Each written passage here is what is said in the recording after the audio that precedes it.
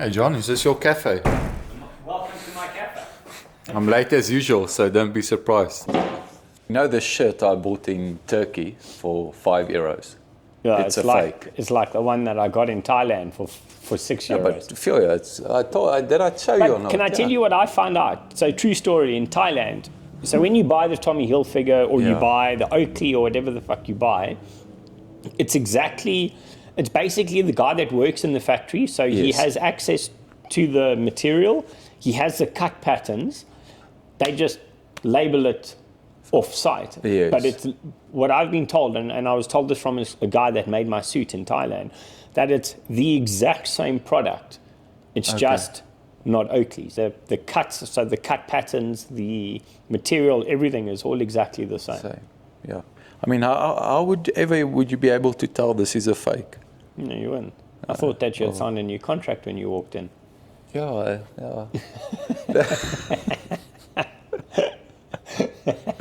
Yes. See. Speaking of contracts, what do you think? Like, according to you, what would be a good salary for a good continental rider? Sure. What's good? What do you consider good as a continental rider? Well, what do you consider good? What's your perception of what would a good continental rider earn? Considering some riders that are riding pro continental are paying to ride. Yeah, look, I think there's some pro contis that are well, it's across the board. There's some world tours that are overpaid, I feel. There's also some that are obviously on the other end super underpaid. But I suppose if you look at like a Conti budget of a standard continental team, what I suppose you'd be looking at like 40,000, 50,000 euros.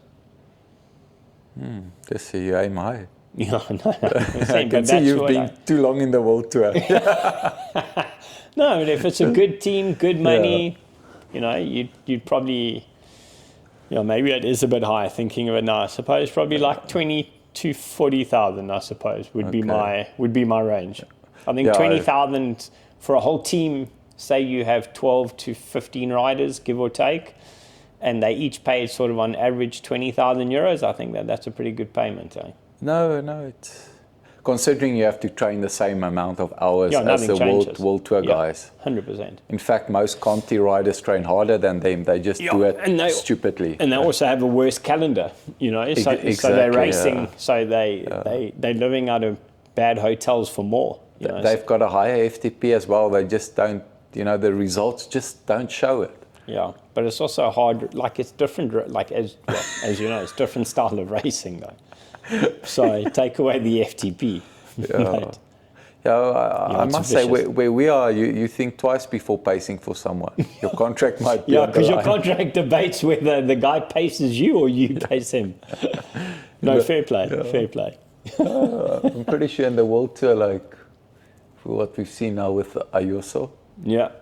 If stuff like that. Okay, but luckily he's so good that he still has a foot to stand on. But if that was any other guy, he'd be out. Out 100%. Immediately. Yeah.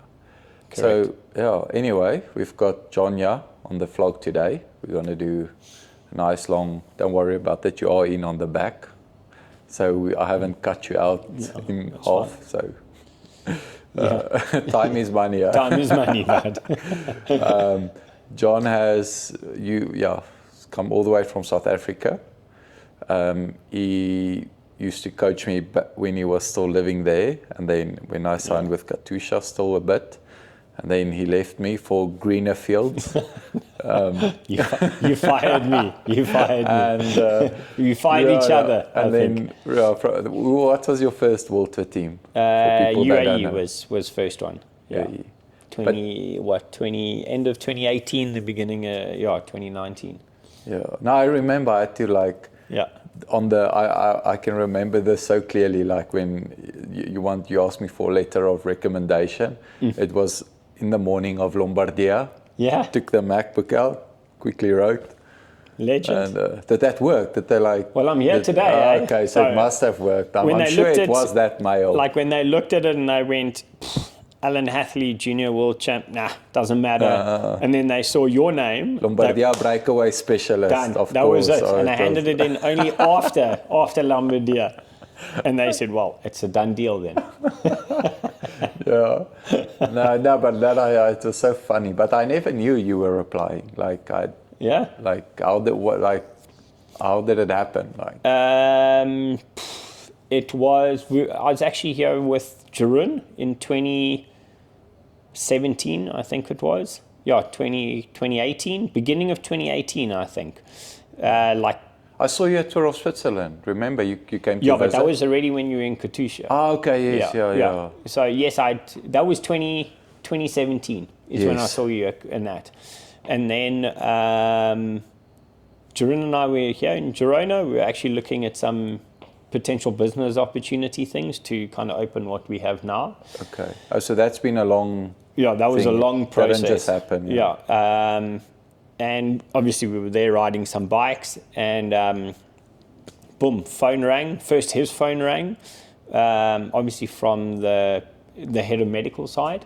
Yes. And then like a day, 2-3 days after that, it kind of came about from the coaching side, which was obviously for myself. And then it was on, then it was off, and it was on, and it was off, and it was noise and quiet. And then I was back in South Africa then, like around, I don't know, like September-ish, August, September, and I was doing one of those like local stage race, but it was a road day, a mountain bike day, and then like a time trial day on the mountain bike. And I get a... But wait, that was so at the end of 20? Towards the end of 2018. 18, okay, yeah. And then, there's someone there. Yeah, I'll tell them it's pardon, es cerrado. Yeah. And then I was driving home from the event on a Sunday, and Jeroen sent me a message, and he just said, answer the next phone call. Yes. Like, that was the message. And I was coming down like the N1 into town, and I'll never forget it. The phone rang, and I was kind of I got to take this call. Stopped on the side of the N1. Yes. And I took the call for probably like an hour on the side of the road. I was sweating in the car. It was like 400 degrees outside. And then, from that, it was obviously like, I won't say a final interview, but it was like... Was the deal done, yeah? Yeah, it was like a deal kind of done thing. And then I heard nothing for quite a while, like a few days. And then the next thing, I got an email on like a Monday that said, here's your flight ticket to Abu Dhabi. We'll see you in 2 days. And I was like, sure. Didn't really know what to do, because in between that time, I was also talking to another World Tour team. Yes. So I didn't kind of know what was going on. And then my wife said to me, well, essentially you have a flight and a ticket here. You have nothing from the other one. Yes. Get on the plane. So I ran to Woolworths and I bought some long sleeve shirts because of tattoos and stuff, and got on a plane, landed in Abu Dhabi. It was like a wild 7 days with the team. I got put on a plane and sent home, and Nadine messaged me. And it was still not sure after that 7 days? Nothing at all. And Nadine said, I remember getting on the plane, and Nadine messaged me and she was like, oh, is it a done deal? And I was like, no, I just got kind of put back on the plane and sent home. So for me, it was over, like they would have said, hey, welcome to the team, or here's a contract or something. And I was like, it was good anyway. It was a great 7 days. And then probably like halfway through that flight, I get an email saying like, oh, super sorry, really busy, but here's your contract. Oh, wow. And that was the rest of it. And prior to that, have you had like, of course, this is a reality of life. It's great getting into a big team, but you already had your own business and things going in South Africa. Money, of course, was probably a factor, or not? No, the money wasn't a factor, especially what they paid me in the first year. Of course. And it wasn't a factor. It wasn't like I needed the job to make bond payment. It was more, it was new. Like I was kind of also a little bit hesitant to get onto teams, just because, you fall within a system. Yes, you're allowed freedom, but you also fall within a system. Yes. And I didn't know, because I'd always done my own thing forever, even within our company, you had a lot of freedom of expression in terms of application. And I was like, is this now going to be a bit of a caged environment? And I was super worried about that. And I thought, it's one season, so if it's not good, I mean, how bad can it be? Yeah, exactly. How bad can it be? And, that's what I thought. I thought, hey, it's good on the CV. It's a good experience. Where the team was at the time, they were doing a full restructure of everything. So you looked at it and go, hey, if you add value here, they can get better. And, there were many positives to it. And then probably like a few months into that first year, I kind of re-signed again for an additional 2 years after that. Okay. So you ended up being 3 years with them? 4 years. 4 years? Yeah. 4 years with them. Time flies. Yeah, it does. Time flies. And then obviously moved across to... And in that period, same salary, standard base? No, it changed. Every time I signed, it changed. Okay, that's nice compensation. Yeah. I started here, finished good. Yes. But every time I re-signed, I changed salaries. And just to give some context for the people that don't know about me and John's history. So I was really looking for a big change in my training approach. I was, all over the place and more like a diesel engine, and which was okay for the type of races I'm good at. You can get away with it at times. And you were going well at the time, in fairness. It's not like you were going bad. Yeah, okay, on that level. Yeah, exactly. There's different levels, we'll get, wait before we get to water level. But anyway, Tadej has set a whole new level. Yeah, he's taken the law of averages and thrown it away. Yeah, the law doesn't apply to him, all of these, I don't know, fat max durability or what. Yeah. What durability is the new word? It's a new word now. Although it's been around for ages, but it's a new word. So essentially, your fatigue resistance. So. Fatigue. Yeah, because I remember Javier once said, do this intervals at the end of your ride. We're doing fatigue resistance. I was like, And then that article came out I don't know how long after durability, and everyone was going, now it's something new, but it's not. It was old. Anyway. So so moved to John. But what was quite funny is I met actually both of you on Twitter. You can actually meet a good coach on Twitter, believe it or not. I always followed you. I met one of my good friends on Twitter. Okay, so X now. X, correct. Well, and I still remember one of the first things you said to me is and you have to South Africa, a lot of people speak shit. If you do well in South Africa, people are gonna throw doping insinuations, of course. Especially the vets. That's a most competitive field in South African racing. And I remember getting a message from John. It's you have to probably sign this form because that I'm not doping. And I was like, no, it's just talent. Don't worry, calm down. And you got upset with me, eh? Did I? Yeah, you did. You threw a whole lot of shit back at me. You think this? I follow my life this way, and and I was just like, oh, mate. And whatever. You were like, that's what they all say. I was like, another one. So it's like, okay, no, this guy's serious. And what did I think you dropped your fees quite substantially. Yeah, literally, if you had to look at it from a business term, it was I basically paid you for me to coach you. I just remember you asking, I said, well, I don't have a lot of... Did I say I don't have a lot of money? Well, I didn't have that. No, you didn't at the time. Yeah, I didn't. And I think, I can't remember the exact thing, but I think it came down to, I said to you, what can you afford? Pay me what you can afford. I think I threw that ball back in your court a little bit, as opposed to me saying to you, pay me, which would have probably the equivalent of €3.50 back in the time. Yeah. No, and it went. I think we met at just the right time, because also from an athlete, I was willing to make the sacrifices, and you kind of. How did you approach it when I came to you as a new athlete and you looked at the history? You're like, how did you decide, okay, this is the steps we are going to take to change you as an athlete? And identify where it went wrong? Obviously, I knew, as you had said, South Africa is small. Yes, So you know every rider if you pay attention to the scene or circuit, whatever.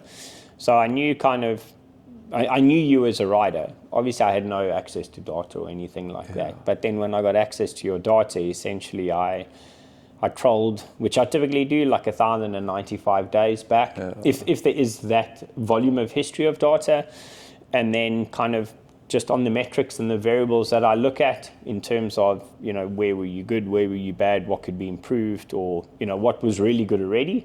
Yes. And then kind of tailored your training around keeping what you were good at good, but then obviously improving what you weren't so good at. Which also at the time, which you were open with, was that, you wanted to get out of there. South Africa wasn't your resting place for cycling. It also had to be tailored more towards that. I mean, the thing is, I remember you said you like completely reduced my load. Yes, I did. Enough of a load, and we just we started focusing more on. I gave you more quality over quantity. So your hours are reduced, but I kind of increase your intensity basically. For people that don't understand cycling on such a complex level, it's like it was all good and well. You gave me less hours, so like I do less hours, but I arrive home sooner, and that's where you're. Where you as an athlete have to step on, okay, I'm not going to eat the whole time now. I have to not go crazy. Nowadays it's like for me it's like I'll just go out the whole day. It's like you escape from your child and your wife and business, and it's a different time of your life. It's not necessarily the best approach. Like sometimes quality, reduce load. If you essentially you want to create a stimulus and recover from that stimulus to get stronger, in simple layman terms. So, if you're out about doing 6 hours every day, then you come home, you unfortunately have to pay attention to your daughter, you have to pay attention to your wife, you delay that recovery process. There's also that. And also as science has changed in training, you're not doing what you did 10, 15, 20 years ago. If I was still coaching like I did in 2015, whenever we got together, or 2014, it would be, I don't think I'd have a job. Understand, Now I remember the high intensity intervals, it really actually changed me a lot, because in road cycling, of course you need to be able to make that.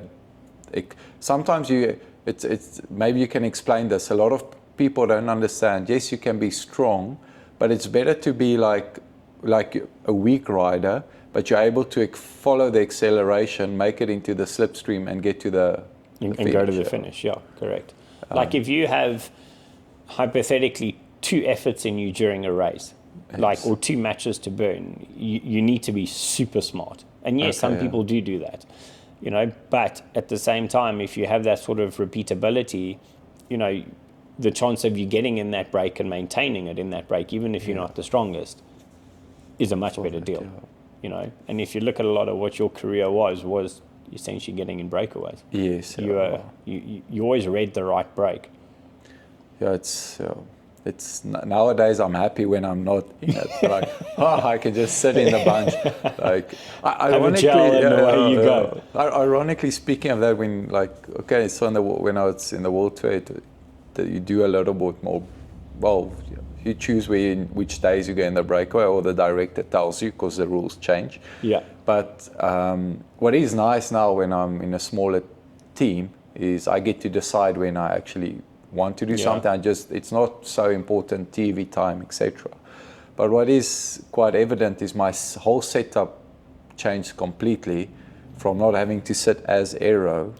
As actually sitting comfortably on the bike, because you're in the slipstream, in the bunch all the time. You're a bit more economic on the bike now. And your stomach is a little bit less under pressure from squeezing into sitting in that position. Biting the handlebar all day. I don't miss that at all. It gives a break to your teeth as well, from holding the bars. And then we went on to have a really good 27. I think we actually had really good bunch of years actually. Because you did the TT. I think the first focus was essays in Cape Town actually. on that Yeah. Lady Loch circuit.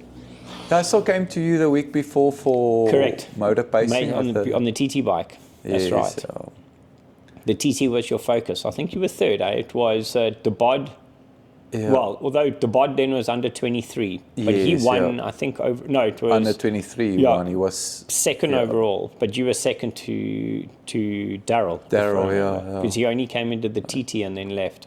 Yeah, a minute and a half or something. Yeah. Yeah. And I remember like feeling the weight of his bike. Like we all like remember everything. Back then, everything was like you have to be, everything has to be super light. Yeah. And now people realize it's not so much the weight of the equipment, and Sure. especially on flat TTs. Like. But also back then, I think his skin suit was a bit faster than your local made kit. I also think genetics played a part. Yeah, He was generally. I was trying to just say it was the skin suit, not the genetics. Yeah. No, but I think what. I was trying to help you out in front of your viewers here. Yeah. Look, the thing is, it was a minute and a half, and like you would think, okay, it was only a minute and a half, but honestly, we did everything we possibly 100%. could do. We could not. When you finish, you're like, it was only a minute and a half. You're like, yeah, but. Yeah, but he was already on the way home by the time you finished. Yes, exactly. So no, we couldn't have done anything more. Yeah. But that's also ironic. Like getting results in South Africa does not guarantee you. No, it does not give you any. It gives you nothing in guarantee. Yeah, because we went on.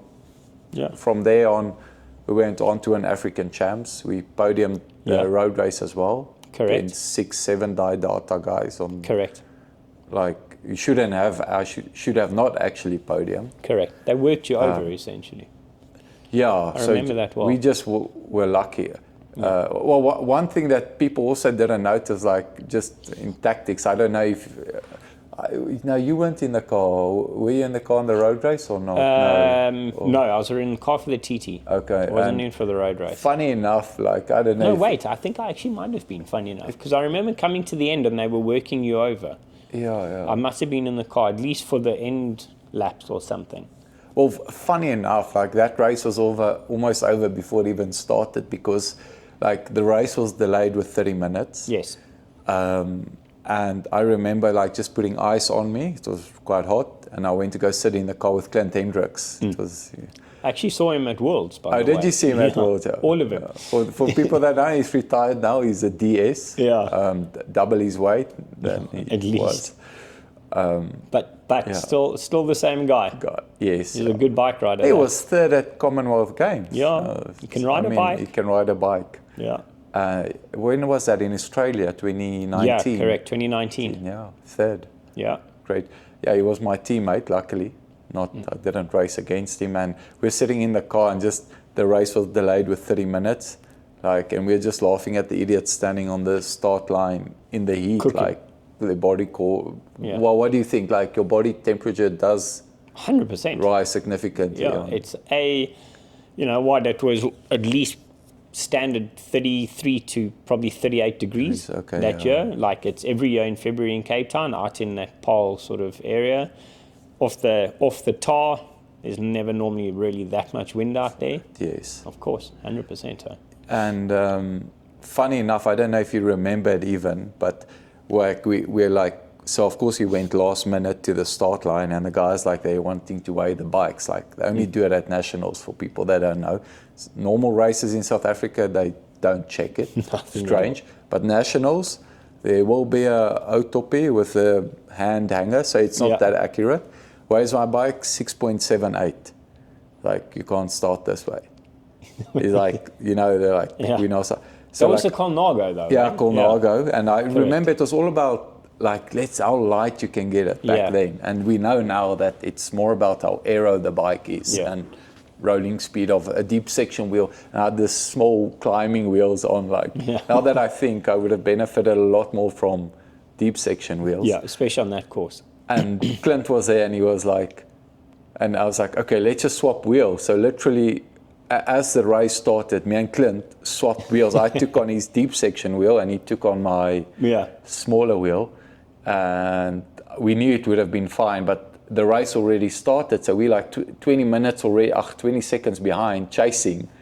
And like we caught them like as they turned right, but it was already like a 1 minute big effort. It's like, oh fuck. It's never a dull moment in What SA. a way to start such a big goal we had. Yeah. Like, and then that road's so small when you get on it, you have to pass all the... Correct. I don't want to say idiots, but idiots. Shit kickers, because like we're not yet to fuck around. We have to try to win the race. And it's like, and it was. But anyway, also final 2 laps, and I'm like, well, okay, it was Reinhard and the bot. The bot was there. Just like, but luckily Reinhard attacked. Remember we had in a breakaway and they caught us? Yes. And Reinhard attacked and rode off all his teammates, luckily. Correct.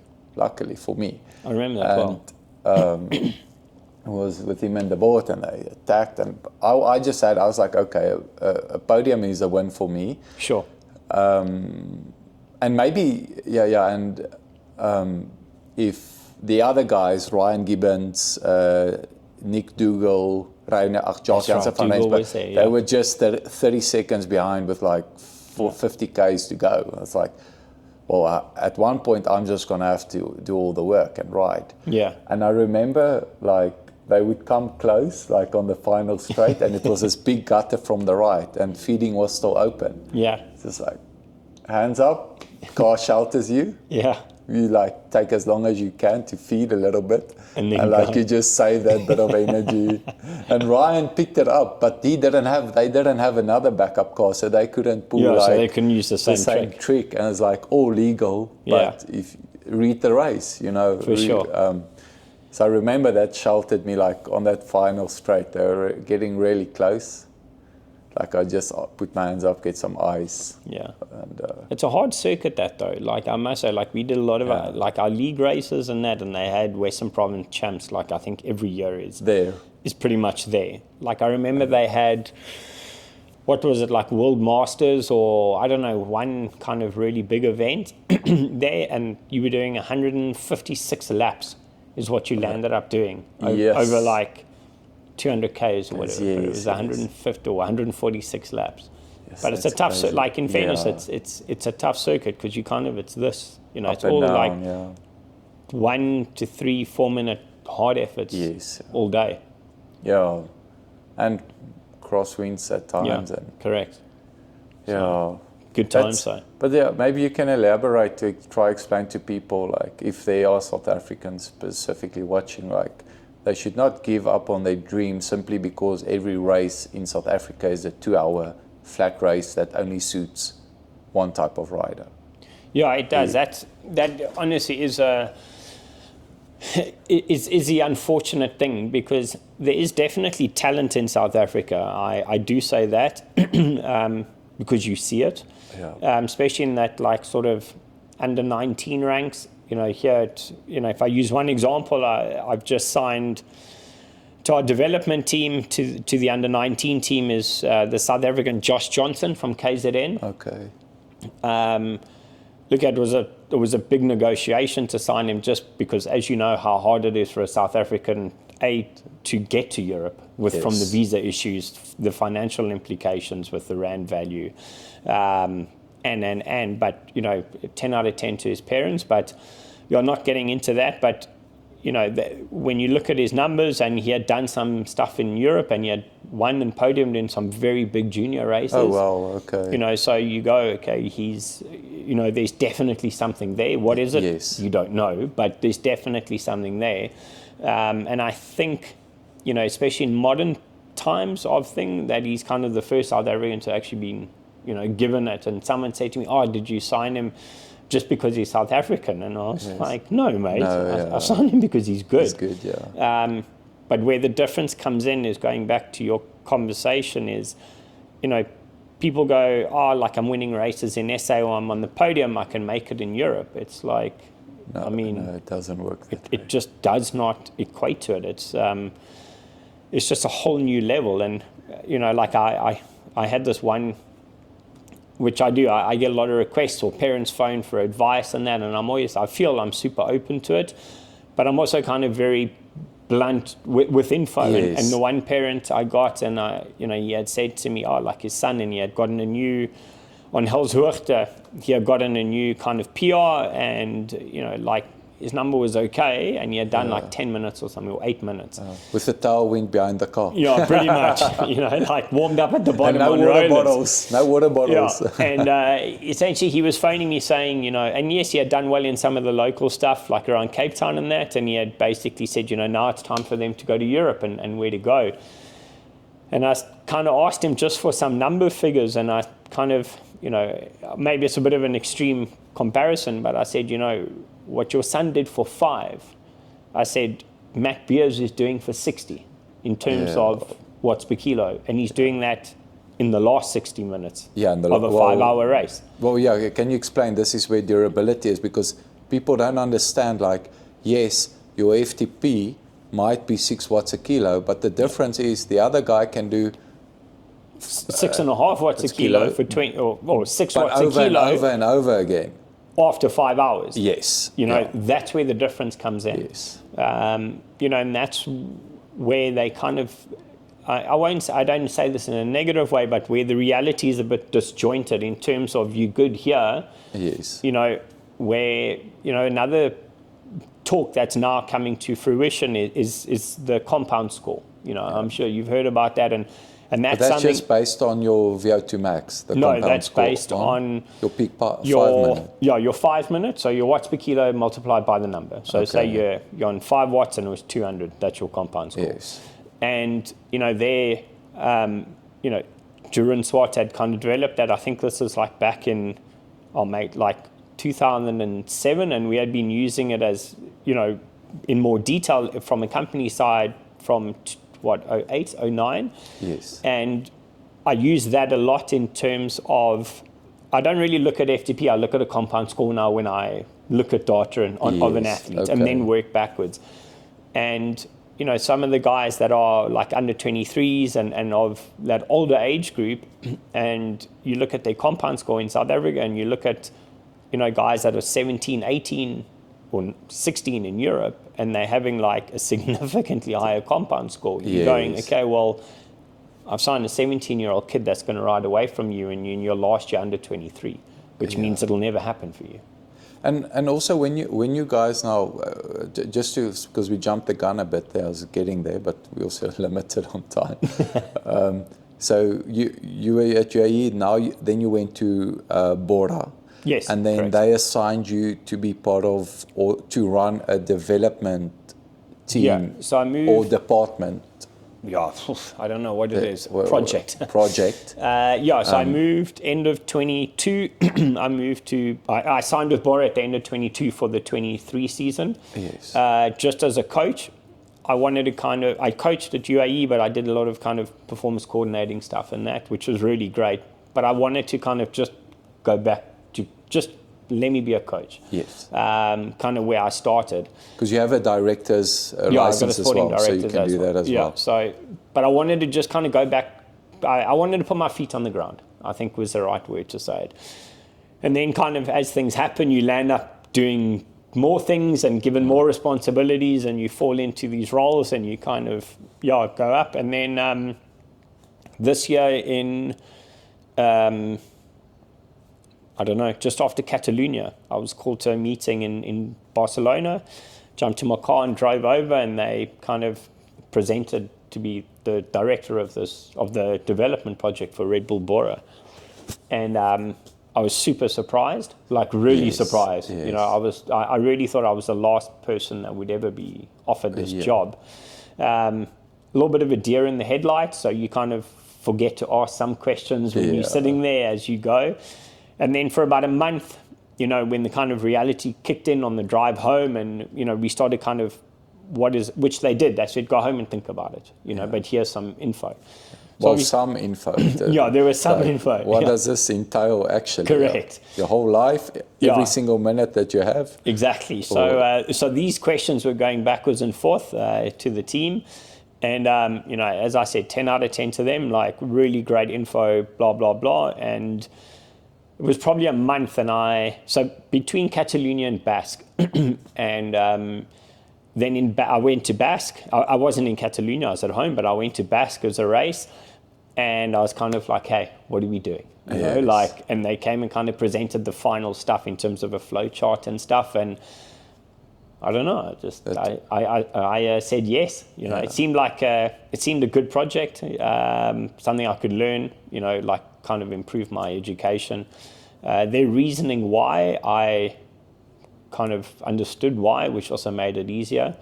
And then because on that topic, like you see a lot of, and this might not only be the main objective of the development programs, obviously to per se, for example, identify really young talents, because people don't understand now. Walter teams are trying to identify riders that are junior that they can use before someone else, because if you can get him earlier and get him to sign a contract, it's like a potential Remco or Tadej.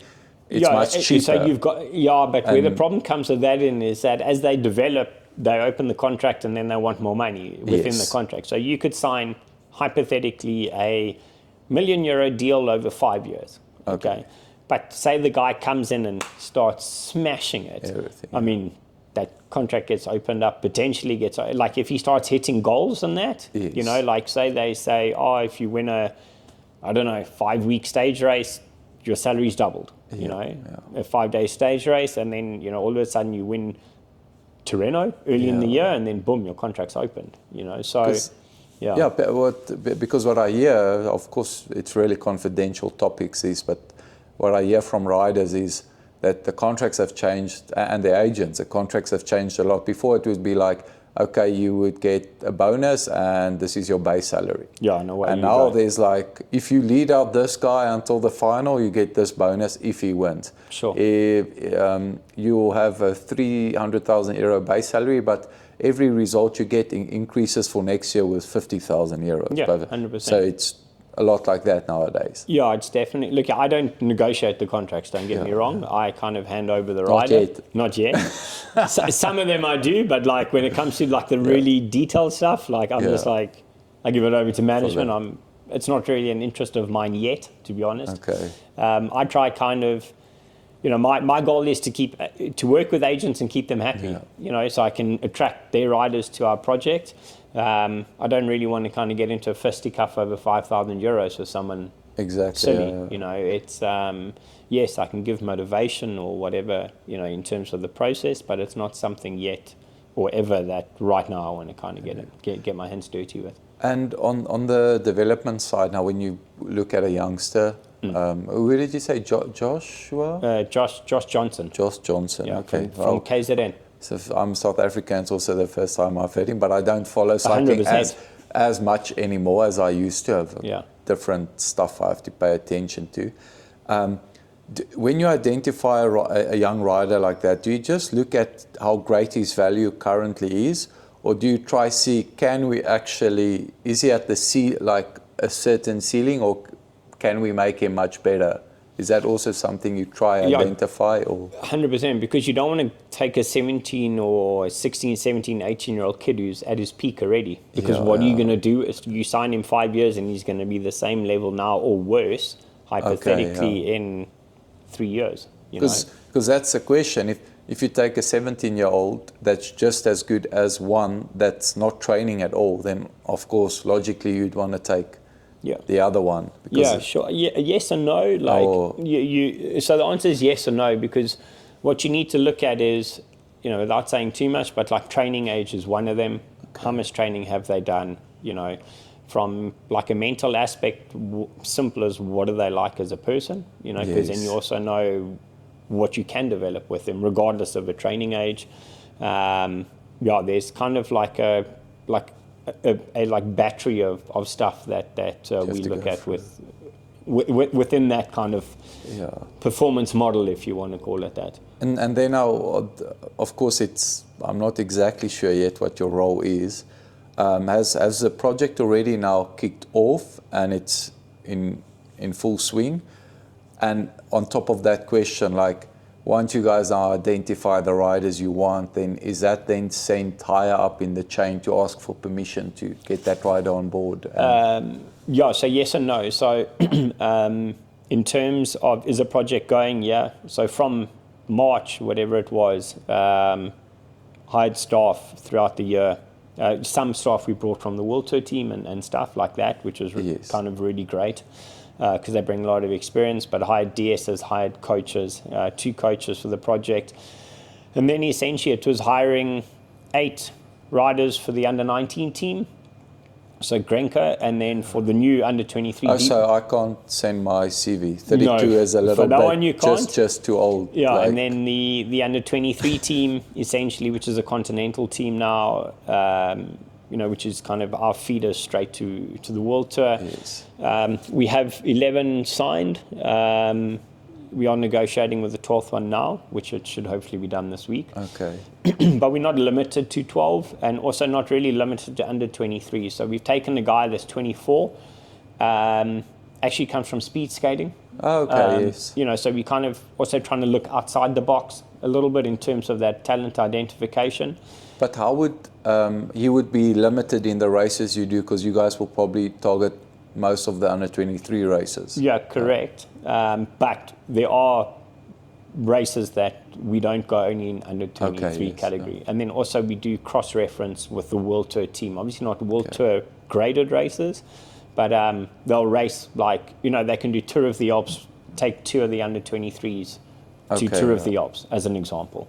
So from that side, it's a pretty balanced calendar, and also in terms of development and stuff for the riders. For that. I forgot how that worked, because before it was you can only ride for the World Tour team as a stagiaire, which is in August. Yeah. But now it seems if it's not a peer World Tour race, the rider in your Devo team is allowed to join. Correct. Or you can bring one from any Devo team. No, you can bring it has to be connected to you. Okay. And then you can also bring, like, say a rider from the World Tour team is, coming back from an injury and he needs, a starting race, like, say, Kopi Bartoli or something. Yes.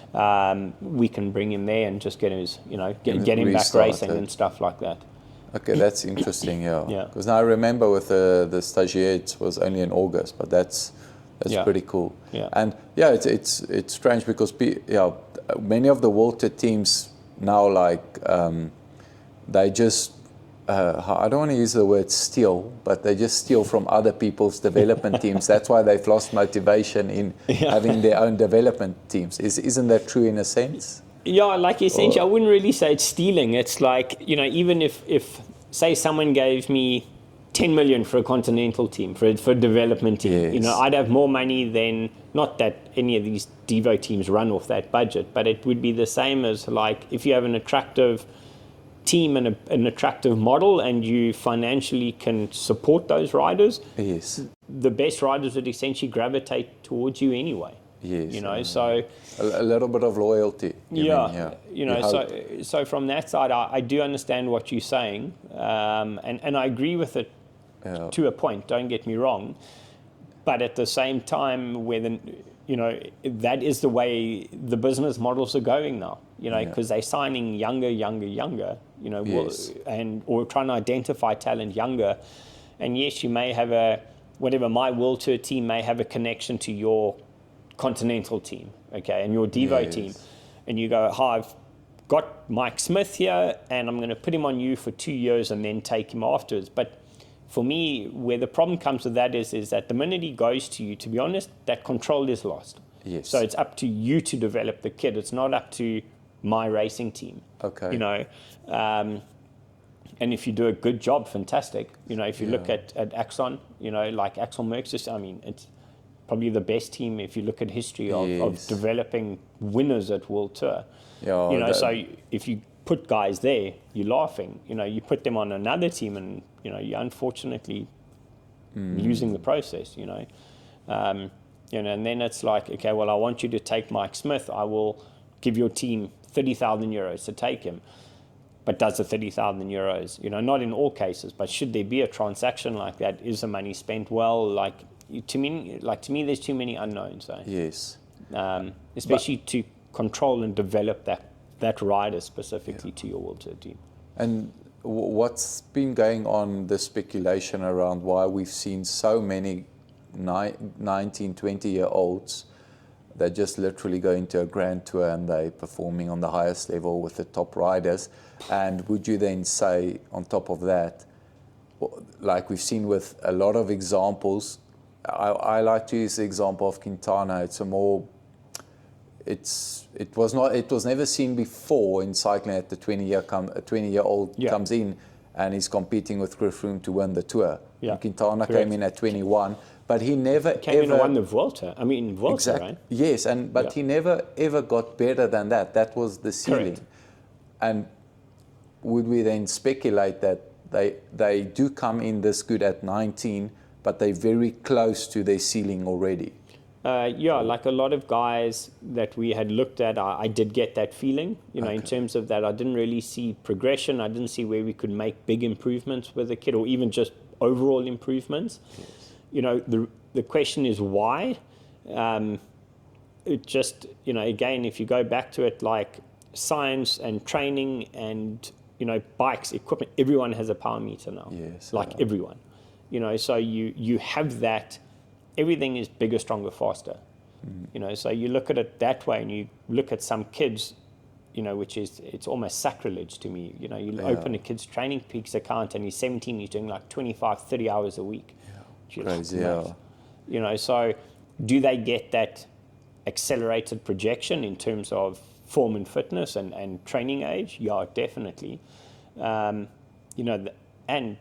you look at junior cycling around Europe, it's super competitive, eh? Yeah, no, incredibly. I mean, it's like man eat man. So you have to perform at the end of the day. So it's you identify that talent quicker because it's there, but they're also ready to race straight away. Yes, yeah. Physically, some of them mentally aren't though, and that's a big thing for us. Yeah, because obviously the biggest concern that, and this is just my personal opinion. No offense to you guys, but it's like, of course, I honestly, for such an extreme endurance sport, I don't think a 19-year-old should be exposed to these conditions and that salaries and that at that age. However, in the sense that does it matter if he burns out after 10 years, because then he already had a good career and yeah, you know what I mean? They start earlier and they retire earlier. It's not that it's a bad thing. No, you still had that. So how long is a pro elite athlete's career across the board? 8 to 10 years? Yeah. It doesn't matter whether it's football, basketball, whatever. You're looking the anomalies are longer, but anomalies. Okay, yeah. But like in general, you're looking at 8 to 10 years for a really, really successful career. So you would come in as a under 20, 21, 22-year-old, do like the first 10 days of a Grand Tour, go home. This is old cycling model, and then you'd finish at like 32, essentially. Where now it's like you're coming into a Grand Tour at 20 and you're expecting to win. So all that you've done is where you finished here, you've just done that. Yeah. Is it a bad thing? I think we'll only know in the next 5 years, 10 years, personally, because we're sort of at the peak of, I feel, of that like junior, of that lower category. Is it a bad thing? Right now, I honestly can't tell you. If it's managed well, and you said, they don't have access to that money or they shouldn't, valid question, but it's no different to a 31-year-old finishing his career and a really successful career and having a lot of money in the bank, and they land up blowing it all on, strippers exactly in nightclubs, and there are many examples of that. So you go there and you say, is it any different? No, it's just that block has moved down. Yeah. For me, if you look at Remco, he's not the rider that he was when he came into World Tour. No. He was more like a one-day classics type guy. And then now he's kind of developing himself into a pretty capable Grand Tour rider. Yes. Sure, he won the Vuelta. Yes, you won GC, but to me, I've never seen him as good as what he was at the Tour. Like so really, he's actually progressed a lot. Yeah, he's one of the... He's changed. Yeah. So should he have carried on that sort of like the one-day or like the Basques, like short tours? You'd probably, I think maybe you'd have a bit of reasoning in what you were saying. I'd probably tend to align with you on that. But how he's developing himself into a proper Grand Tour now, especially as I said at the tour this year, it was the best Remco I've ever seen. Yeah, like in his whole career. Take away his wins, everything he's done before. I thought he was phenomenal now. I think in a sense it's overshadowed by the best two bike riders in tours we've ever seen, which is Jonas and Tadej. Yeah. Like we've never ever had, like if you look at the times that they're doing up the climbs without being paced, like just solo. Yeah. Like there's no slipstream, it's man on man. Just riding bikes. Yeah, they're destroying the records on each climb at ridiculous watts per kilos. Do you think, do you think there's ever gonna be someone on Tadej's level, like coming that comes soon? along to beat him? Sure, not at least in the next 5 years. I can't see that. Well, yeah. So essentially, the teams are racing for second when they're racing him. No, I shouldn't say it, but like a little bit, yeah. Like it's really hard to argue, like, because what do you do? Like I was looking at the world. But let's be honest, it's a fact. Like he's that good. Yeah. You know, like it doesn't matter. It's like looking at Messi in his prime. He was that good. If you gave him the ball, he was going to score. Like when you look in the changing room when Messi was at his peak, I promise you, their gameplay was, all they said was possible to Messi. Yeah. That's it. That was play one, pass to Messi. Play two, pass to Messi. Yeah. You know, so you sit there going like, you know, you look at you, as any sport, you don't stay on that peak forever. You know, it's just life, you know. Seen it in all those sports, you know, Jordan, best guy in the world, like ever, but he didn't stay there forever, you know. So the question comes in is how long does the Tadej reign now last? You know, another thing is, you know, he had made a really phenomenal improvement this year. Is he going to double, like, you know, say he made, and I have no clue, but say he had done 50% better, or say he had done 10% better, because 50 is delusional. Say he had gone 10% better, you know, 2% here, 1 year in all the areas, and he's 10% better. I mean, can you do another 10%? No, you're probably looking at 2%. Well, then it's an airplane. Yeah, 100%. I mean, fuck it. Correct. Then the wheels won't be touching the ground anymore. 100%. You know, so can he get better? Yeah, I'm sure he can. You know, like, don't get me wrong, but I don't. It would be interesting. Like, for me, it would be hard to say, yeah, he'll make that same jump that he did this year. To me, it was like he will definitely improve, even if it's purely from a tactical element. He'll be better. Yeah.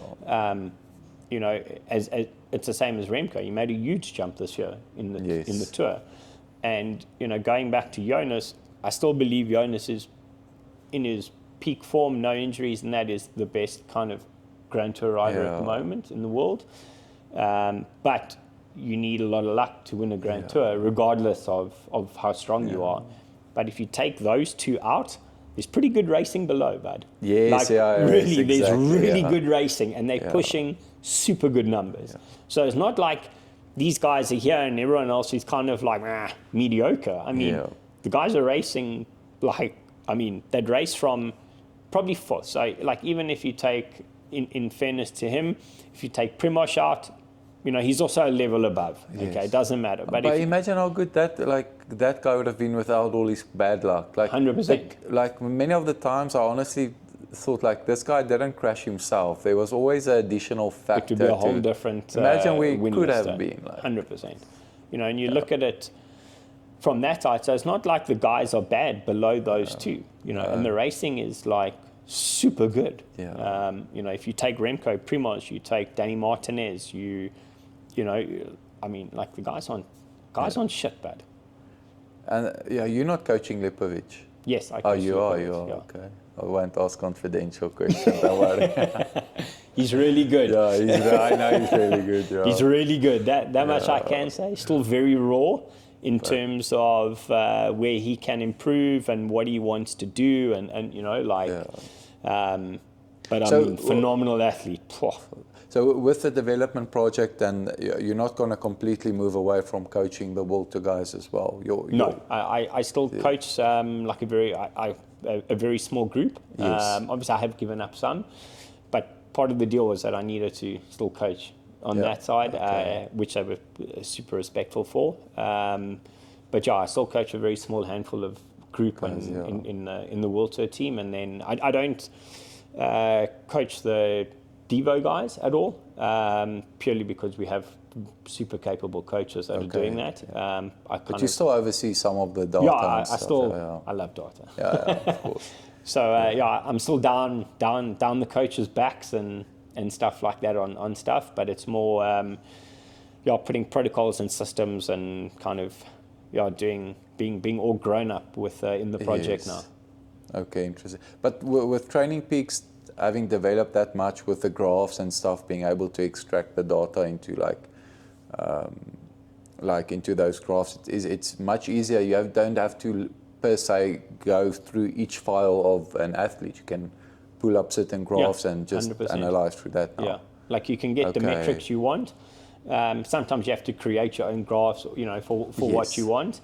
But it's enough. But it's enough. Yeah, it's can it be better? Yeah, everything can always be better. The way AI is going, it does, a lot of 1 or 2 software packages do that for you already.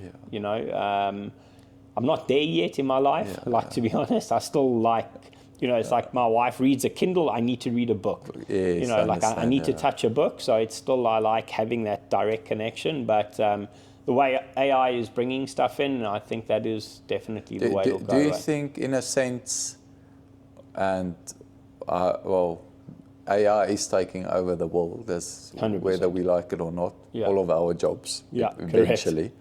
Eventually, hopefully my wife won't marry a robot.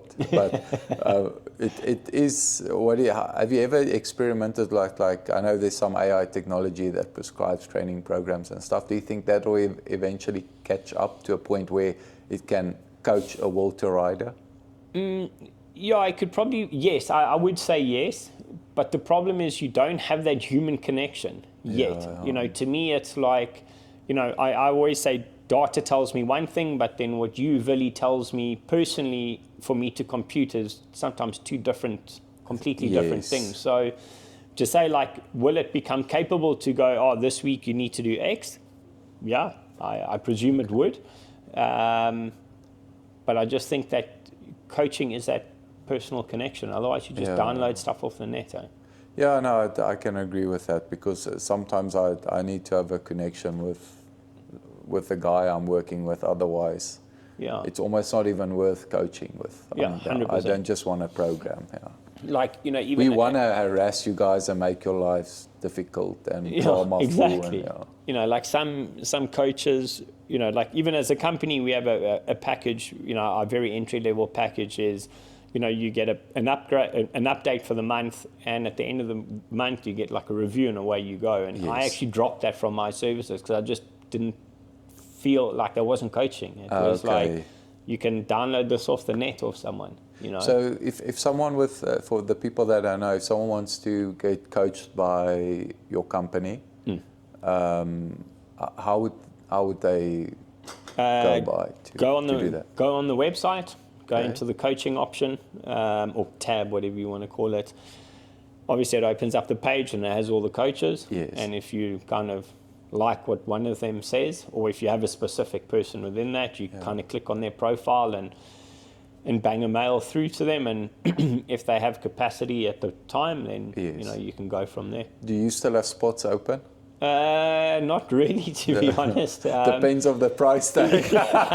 You see, everyone has a price. Everyone has a price. I knew it. No, at the moment, I kind of know, to be honest with you, just because of how in-depth this project is, in terms of the development team and the World Tour team, and our collaboration now with Red Bull. There's a lot of work going on, but there's actually more capable coaches than what I have than what I am in the company. So I keep on for it. It's science in sport, not science to sport. No, it's science to sport. Every time I forget the. Okay, so check it out. But it's many people make that mistake. And how many coaches do you have, including yourself? There's 11 of us. 11. Okay, so it's grown a bit. So. Sure. Can't remember my own company, but sorry if I've forgotten someone. But it's become a corporate company. Yeah, it's become a corporate company now. It's like Psycho Lab. No, not quite there. But it's good though. It's going super well, and I must say it is purely because of staff that we have, so I can really be grateful for them. On that note, for people to have confidence who join to join your platform and the coaching stuff, like let's say you've got certain knowledge, do you then filter that through? Do you guys like have meetings? Yeah. No, obviously it's difficult, but filter certain protocols through that say, look guys, you have to know at least the basics of durability, how to apply it and this, or do you just trust the other coach to know what they should know? No. So from that, we obviously so every coach has that sort of individual approach on how they coach. You know, it's that personality what sometimes draws you to a coach. But we obviously have company values, methodology, etc. But each coach, as I said, has that, I'd say 10, maybe 15% of personalization in it. Okay. From an education side, we have regular coaching meetings where it doesn't really who it is, you know, whether it's Nick's, it's you, it's me, it's Tim, whatever, we present everything from the latest research or methodology to something as simple as, you know, hey, you've now got quite a big volume of clients, how do you manage them daily? You know, so we have that as an ongoing education system within the company. Okay, interesting. And just for people that don't know, like sometimes you might have a personality clash with the athlete. Yeah. It's so common, and then they do have the option, they just move on to someone else within the company. Correct. We actually had that now. We had a gentleman and a coach who, like as he said, the coaching is great, the personality is just not working. It's clashing. Clashing. And, you know, with that, we said, hey, you know, we want to keep you in the company. It's not an issue. We just moved him to another coach, and, you know, it's happy as hell. Great, You know, so I suppose we are lucky to have that opportunity. Yeah. And now you've changed your residency from Girona to Andorra, so you're my neighbor. I can actually see, literally your neighbor. Yeah, like with my 100 times Zoom I have here, I can actually see John sitting on his porch there somewhere. Literally. I literally think I can. It's exactly that.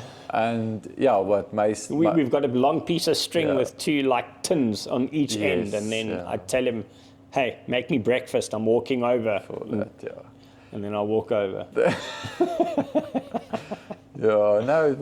It's. And how's your feeling about Andorra so far? It's good. I like it. Like it's different to Girona. I won't lie. Like I'm still trying to navigate the system, even though it's been like 6-7 months. But obviously I was on another commune higher up the mountain, which was good, but it was pretty rough. Like it wasn't conducive for myself. Moved here obviously to Limassana, and it's a whole new world. You're just following. I personally think you're better harassing me a bit, because first you followed me from South Africa and now you're here again. So and it's becoming a bit awkward. It's becoming a bit awkward. And then I forgot. Like quickly, give me about the supplements you guys make, or why would you recommend it, and what makes it different, for example, say from a different brand that we have here? So obviously the brand is it's Jeroen, how do you call it? It was his brainchild, if you want to call it, called Cadence Nutrition, which is it's super popular, and it's a big brand in South Africa, and well-known brand in South Africa. I've raced with it. It's good. 100%. It's really good. Obviously from natural products, but kind of everything is, which I know a lot of companies say it, but it is genuinely scientifically formulated. Okay. You know, so it's not like there's a whole lot of stuff thrown in just because it seems like a good idea. Yeah. You know, there's reasoning, research, etc. behind it.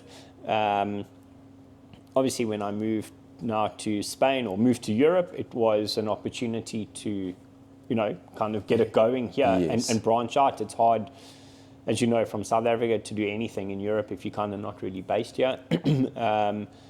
It was going okay, and then just around that COVID time, and then some rules changed, and we weren't allowed to import a certain protein. Some of the proteins, and which was obviously it's a problem. Yeah. So then we had to try find. It went a bit quiet till we figured out what we were going to do. And then now we picked up again, like pretty quick, I'd say over the last 2 years. No, year and a half, sorry, probably. And then found a manufacturer here for the powders, found a manufacturer now for bars and gels. And it's in full swing. So powders we have going already. It's up and done. The gels are in manufacturing at the moment.